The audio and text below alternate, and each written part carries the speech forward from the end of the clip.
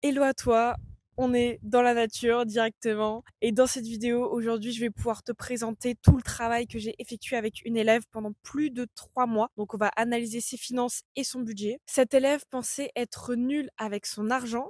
Elle ne savait pas du tout gérer, pourtant elle avait le potentiel d'épargner énormément chaque mois. Elle ne savait pas du tout où passer son argent. Elle arrivait en fin du mois, elle avait pas du tout épargné alors que pourtant le potentiel était là. Elle se retrouve avec une épargne qui stagne, elle met quelques centaines d'euros sur ses livrets chaque mois, mais elle repioche tout le temps dans son épargne et du coup elle ne concrétise strictement aucun projet. On va se retrouver directement sur l'ordinateur, je vais pouvoir te montrer ses finances, ses dépenses, la budgétisation et tout le travail qu'on a pu effectuer ensemble. Tu vas vraiment être surprise. Sache que tu vas pouvoir en tirer vraiment des leçons super importantes à appliquer directement dans tes finances. Pourquoi? Parce que l'objectif aujourd'hui, c'est de pouvoir reprendre en main toute sa gestion financière pour que tu puisses enfin concrétiser tes projets de vie en épargnant et en investissant correctement ton argent. Pour te parler du profil de cette femme-là, c'est une femme de la trentaine qui est maman solo avec un enfant, donc elle vit seule. Elle a une moyenne de revenus d'un peu plus de 2 000 € si je me trompe pas, on va vérifier ça ensemble tout à l'heure. Elle est en CDI avec un poste en RH. Donc voilà, je vais pouvoir te montrer comment on a transformé sa situation financière avec une méthode claire. Elle ne savait pas comment s'y prendre et aujourd'hui, elle épargne des centaines d'euros par mois. Elle arrive enfin à faire grossir ses comptes en banque et à concrétiser tous ses projets. Ça, c'est ma plus grande fierté. Donc c'est parti, direction l'ordinateur, on va voir tout ça ensemble. C'est parti, nous voici donc sur l'ordinateur. On va pouvoir regarder directement les finances et les dépenses de l'élève dont je vous ai parlé tout à l'heure. Donc l'élève, c'est Clotilde, tout simplement. Ce qu'on va pouvoir faire dans un premier temps, c'est qu'on va pouvoir analyser son niveau de revenu, ses salaires. On va pouvoir analyser également ses dépenses. Et on va voir quelle méthode on a pu mettre en place pour qu'elle puisse passer clairement de 200 à 300 € par mois d'économie à plus de 800 € d'économie mensuelle, ce qui est juste incroyable. Imagine que tu fais la même chose dans ta propre situation. C'est juste fou. C'est parti, on commence à regarder les finances de Clotilde et voir comment on a pu changer sa situation. Déjà, en termes de revenus, ce qu'on peut constater, c'est qu'elle est toujours à peu près 2400 € de revenus chaque mois. On peut constater également qu'elle a une pension alimentaire de 125 €, donc qui lui fait un petit complément de revenus, parce qu'elle a un enfant, comme j'ai pu le dire en intro de vidéo. Elle a toujours de temps en temps des remboursements de frais d'entreprise qui vont s'ajouter. On va le voir tout à l'heure qu'elle a des dépenses liées aux frais d'entreprise entre 200 à 300, 400 € par mois et on a pu établir une méthode par rapport à ça pour pas que ça empiète sur ses finances personnelles. On va constater qu'elle a un loyer de plus de 900 € par mois, qu'elle a une assurance habitation et de l'électricité. Elle a entre 1020 et 1050 € de dépenses fixes pour la maison chaque mois. On constate qu'au début de l'accompagnement, qu'on a pu commencer en octobre, elle dépensait un peu plus de 300 € ou presque tout le temps 300 € de courses. Au niveau des transports, 50 € de gaz carburant, à peu près 70 € de péage, ce qui était assez excessif, dû au déplacement. En sortie loisir, on peut constater qu'elle était à plus de 500 € au mois d'octobre. Elle est à peu près redescendue vers 200 et puis après de nouveau 300 en décembre. Donc c'était quand même assez costaud.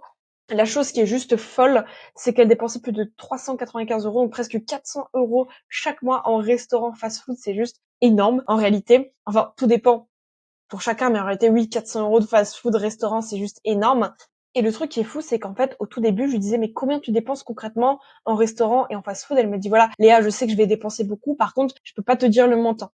Et c'est à partir du moment où elle a mis ses finances dans le fichier et qu'elle s'est rendue compte qu'au mois d'octobre, elle a dépensé 395 € qu'elle s'est pris claque dans la gueule, si je peux dire, ou du moins un vrai déclic. Et c'est en commençant à changer, enfin, c'est en commençant à mettre ses finances à plat, ses dépenses à plat, qu'on prend vraiment conscience de, OK, je dépense exactement cette somme-là. Parce que si on ne sait pas combien d'argent sort, comment on peut changer les choses?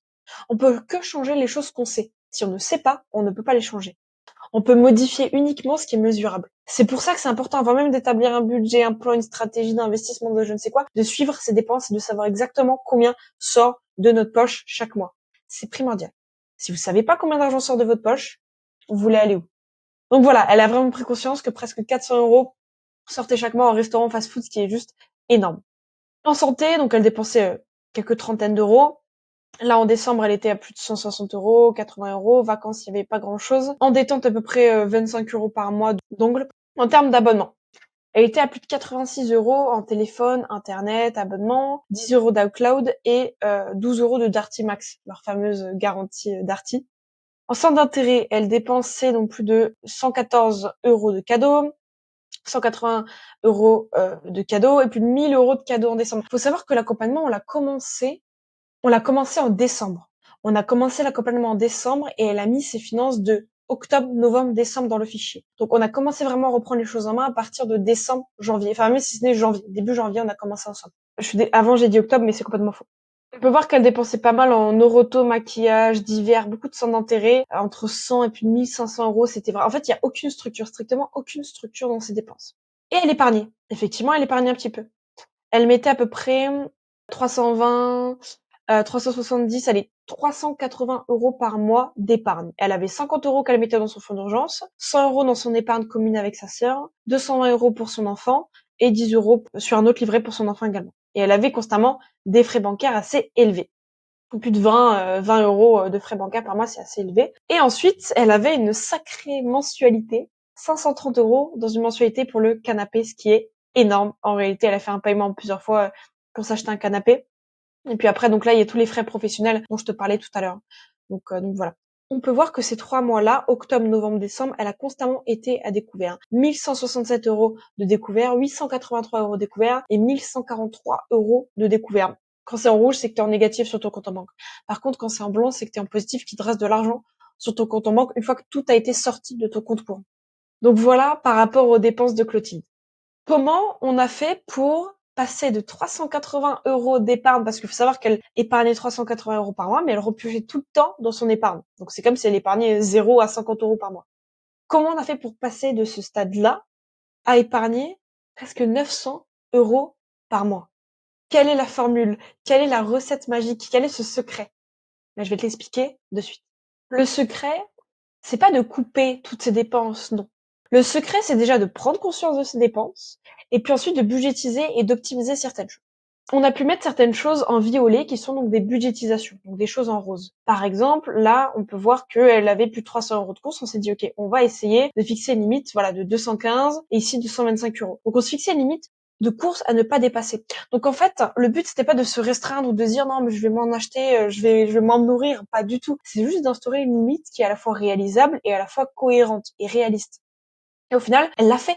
Elle était à 224 ce mois-ci, 83 en février, elle a pas beaucoup dépensé en courses, 165 en mars, et en avril, on avait fixé la budgétisation de 225 €.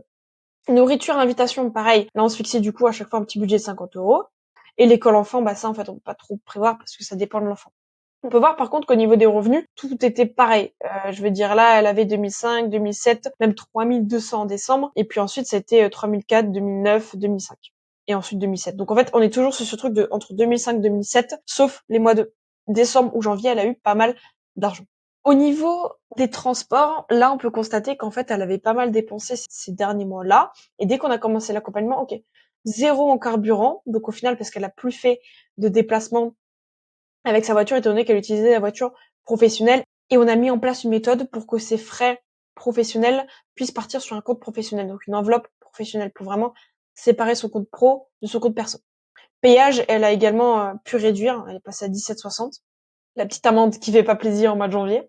Et c'est ici où il y a eu vraiment une belle différence. On peut voir qu'en octobre, elle dépensait plus de 535 € dans tout loisir confondu. On a démarré l'accompagnement, on a restructuré les choses et puis elle est à 240 ou 175 € ou 62 grand max en mars et un budget maximum de 200 € en avril. Donc on voit qu'elle a quand même 300 € d'économie et encore une fois, elle ne se restreint pas.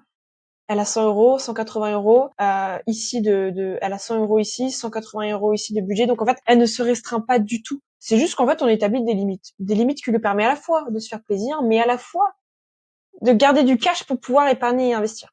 Donc pareil, on instaure des limites et on essaie de les tenir. C'est juste tout simplement ce qu'il faut pouvoir faire.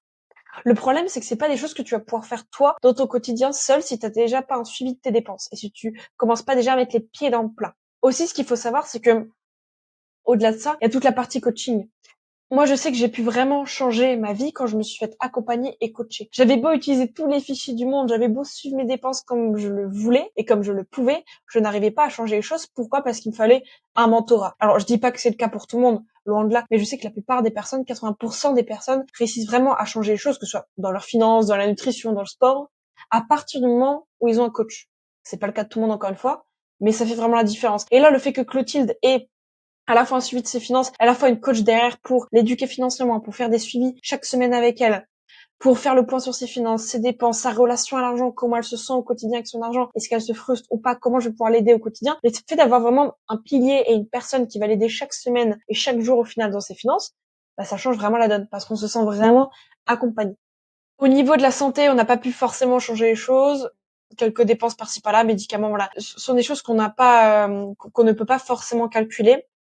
Là, on a instauré un petit budgétisation pour le mois d'avril de 50 euros au cas où, parce qu'on voit que chaque mois, en fait, et ça, c'est quelque chose à vraiment reproduire dans tes finances. Si tu vois que chaque mois, tu as une petite dépense que t'arrives pas trop à enlever, qui est souvent là, notamment, ça peut être les médicaments. Chaque mois, je tombe un peu malade, malheureusement. Donc là, faut revoir la nutrition. Par contre, si chaque mois tu tombes malade, mais voilà, chaque mois je tombe malade, ok, bon bah, je vais me fixer un petit budget parce que je sais pertinemment que ça va partir un petit peu dans les médicaments.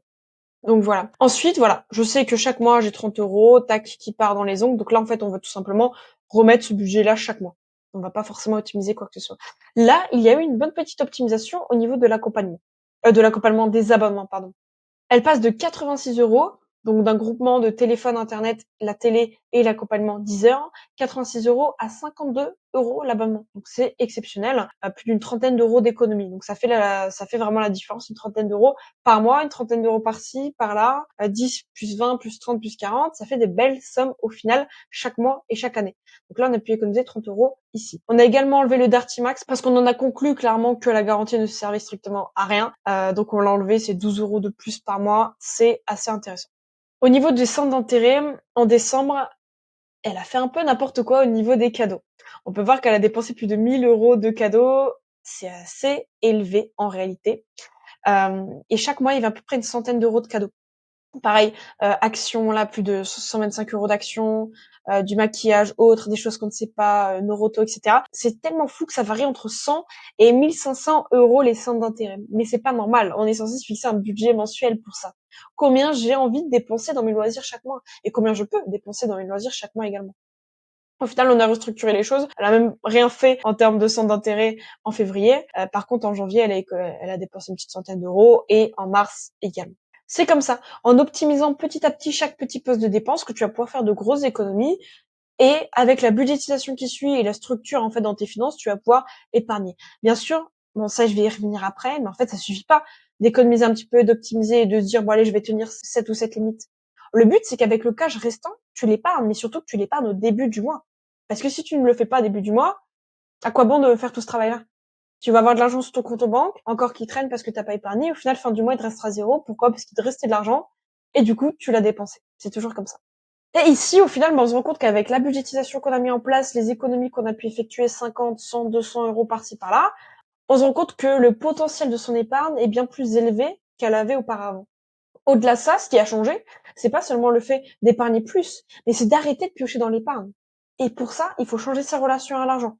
Comprendre que l'argent est un outil et mentalement changer son état d'esprit aussi. C'est super important. On parle de dépenses, d'économie, de gestion, d'accord. Au-delà de ça, il faut changer son état d'esprit, en fait, son mindset. C'est super important. C'est pas juste économiser 50 euros en plus par mois, non. C'est revoir mon éducation financière et ma relation à l'argent. C'est un vrai travail profond qu'il faut faire. Et c'est d'ailleurs pour ça que je dis souvent les mentorats, c'est ce qu'il y a de mieux parce que personnellement, j'ai pas réussi à changer ma vie toute seule. Je me suis fait mentorer pour changer réellement ma vie. Et donc au final, on peut constater qu'elle a à peu près 800, entre 800 et 900 euros d'épargne potentielle par mois. Qu'est-ce qu'on a fait? On l'a structuré, on met 400 euros dans le fonds d'urgence, on met 100 euros dans l'épargne commune avec sa sœur, 125 euros pour son enfant, 100 euros dans son enveloppe voyage, 70 euros dans son projet IMO. Et c'est à peu près ce qu'elle va tenir tous les prochains mois. Au mois de février, on avait déjà bien restructurer les choses en mettant 450 euros dans son fonds d'urgence, 100 euros dans l'épargne commune avec sa sœur, 250 dans l'enfant, 100 euros voyage, projet IMO et encore un petit peu enfant. On peut voir que les frais bancaires, il n'y en a plus. Il n'y a plus de frais bancaires en février, en mars et en avril. Moi, je lui ai tout de suite dit que 22 euros de frais bancaires mensuels, c'est trop. C'est trop. On prend 20 euros juste en frais chaque mois. Pourquoi? Pour une carte bancaire. Pour avoir un compte pour héberger mon argent dans une banque. Et en fait, le fait que j'ai le recul, que je puisse comprendre, en fait, avec les dizaines et les dizaines de personnes que j'accompagne, que je puisse me rendre compte que, ok, 20 euros, c'est bien trop comparé aux autres ou comparé à ce qu'il y a sur le marché. Elle, le problème, c'est qu'elle a les pieds dans le plat. Elle a la tête dans ses finances. Donc, elle n'a pas le recul nécessaire pour voir ce que je vois. Et c'est exactement aujourd'hui ce qui se passe pour ta situation. Parce que si aujourd'hui, t'es amené à regarder cette vidéo-là, c'est parce que tout simplement, T'as besoin de restructure dans tes finances, t'as envie de changer ta vie, t'as envie de changer ta situation financière. Mais sûrement que tu n'arrives pas aujourd'hui parce qu'en fait, t'as la tête dedans et du coup, tu n'as pas le recul nécessaire pour voir, ok, ça va, ça va pas, ça c'est à économiser, ça c'est à refaire, ça c'est à revoir. Et c'est aussi pour ça que je suis là. Pour avoir le recul nécessaire sur tes finances. Avoir une tierce personne qui va pouvoir changer les choses dans ta situation. Et au final, on a réduit les frais, on est passé à 11 euros et puis au final, il n'y a plus eu du tout de frais bancaires. Alors malheureusement, en janvier, on avait encore cette mensualité-là du canapé de 135 euros, de 131 euros. Par contre, on a pu économiser quand même de l'argent, donc c'est très très bien. Ce qu'on a fait par contre, c'est que la mensualité était finie et hop, on a directement épargné, ça c'est la classe. Au niveau des mensualités et des paiements plusieurs fois, il faut arrêter. Il faut arrêter de croire que un paiement en plusieurs fois n'est pas une dette, c'est faux. Un paiement en plusieurs fois, c'est une dette. C'est une grosse dette. Même s'il n'y a pas de frais, même si on dit voilà, sans frais, paiement 6 fois, c'est qui paiement 4 fois, c'est une dette. Aujourd'hui, si tu ne peux pas payer un objet ou quelque chose en une fois, c'est que tu ne peux pas te le payer. Et c'est que tu vas vivre au-dessus de tes moyens. Donc pourquoi le prendre? Pourquoi s'endetter pour un objet? Alors d'accord, c'est un investissement, c'est un canapé, il me le faut, c'est à long terme, je suis d'accord. Mais alors économise pour faire cet achat-là. Parce qu'aujourd'hui, tu vas te prendre une mensualité de 500 euros, d'accord? 500 euros de mensualité pour un canapé, d'accord. Tu te dis, bon allez, je peux me le permettre, j'ai assez d'argent, je vais mettre 500 euros dans une mensualité. Qu'est-ce que t'en sais que demain, il n'arrive pas un accident, que tu as besoin d'argent, que t'as pas de fonds d'urgence, et que tu avais besoin de ces 500 euros-là? Donc c'est pour ça. Déjà, avant de faire un achat en plusieurs fois, de vouloir s'entêter, il te faut un fonds d'urgence. Et si tu as vraiment envie d'un achat comme ça, qui est assez coûteux, en fait, économise pour pouvoir te l'acheter, en fait. C'est une question de bon sens. Il faut faire les bons choix. Si tu veux atteindre vraiment cette liberté financière-là, il faut que tu puisses faire les bons choix dès aujourd'hui. C'est super important. C'est tes choix de aujourd'hui qui vont déterminer ta situation de demain. On peut constater qu'au niveau de ses livrets et de ses actifs, alors on prend pas en compte la maison, on prend pas en compte les bijoux, au niveau de ses actifs, elle est à 7 300 euros. Il faut savoir qu'au début, quand on a commencé l'accompagnement, elle était à peu près 4 500 euros. Donc son épargne allait monter en flèche en quelques mois. Et l'avantage, c'est qu'elle n'a pas juste changé ses finances pour 2-3 mois. Non, elle va continuer à épargner plus de 800 à 900 euros par mois toute sa vie à long terme. Alors on ne sait pas quel sera son revenu dans 3 ans, dans 5 ans, en espérant qu'il soit plus élevé. Mais du coup, avec les compétences qu'elle a acquises aujourd'hui, elle saura le gérer ce revenu-là. Parce qu'aujourd'hui, si tu ne sais pas gérer ton revenu, si tu ne sais pas gérer 1800 euros, 2000 euros, 2500 euros, mais que tu veux gagner plus d'argent, à quoi bon? À quoi bon si tu ne sais pas déjà gérer ce que tu as aujourd'hui? Clotilde, elle a des projets de gagner beaucoup plus d'argent. Mais qu'est-ce qu'elle aurait fait en gagnant 4000, 5000 euros si elle ne savait déjà pas gérer aujourd'hui l'argent qu'elle avait? C'est pour ça que c'est super important d'apprendre déjà à gérer ce que tu as aujourd'hui avant de vouloir gagner beaucoup plus d'argent. Donc l'avantage, c'est que voilà, t'investis sur toi, tu reprends en main ta gestion financière, ta situation financière, mais c'est un changement à vie. C'est un changement qui te change ta vie. Pourquoi? Parce que tu économises cette somme-là, pas juste pour mars-avril. Tu économises cette somme-là pour juin, juillet, août, septembre, octobre, novembre, décembre. Et l'année prochaine, tu sauras économiser. Et dans 2 ans, tu sauras économiser. Dans 5 ans aussi. Et après, tu vas commencer à investir ton argent également. Et c'est en investissant ton argent que tu vas pouvoir faire fructifier ton argent, faire grossir ton patrimoine, créer la vie de tes rêves, avoir la liberté financière dont tu souhaites.